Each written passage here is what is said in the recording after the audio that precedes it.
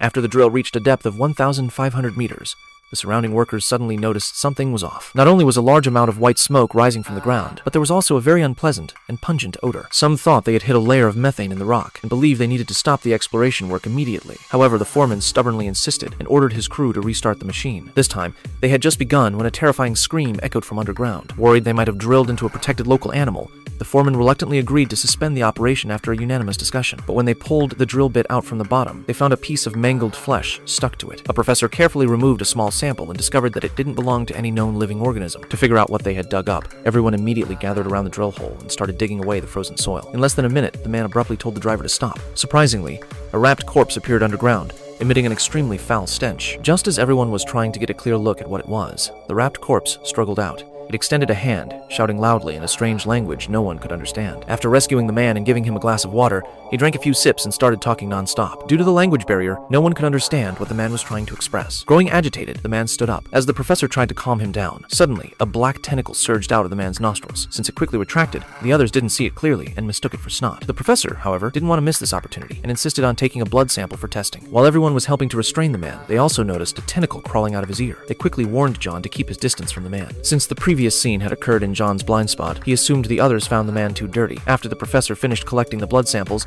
John quickly backed away. During the break, while waiting for the test results, the staff thoughtfully prepared a sandwich for the man. Unaware of the situation, John went to deliver the meal and absent-mindedly played with a small knife. After taking a bite of the bread, the man gestured a suicide motion with his hand. John didn't react right away, but the man realized his time was running out. When John wasn't paying attention, he snatched the knife and was about to stab himself, but stopped halfway. The man's arm seemed to be fighting against his brain. As John watched in confusion, he suddenly noticed several squirming tentacles gushing out of the man's eyes and mouth. He finally realized the man's abnormality. John swiftly grabbed the man's neck, but to his surprise, the man, controlled by the strange creature, unleashed tremendous strength. The man turned and clutched John's throat, pinning him to the ground. As John struggled, he witnessed the nauseating monster impatiently trying to crawl out of the man's eye sockets and mouth.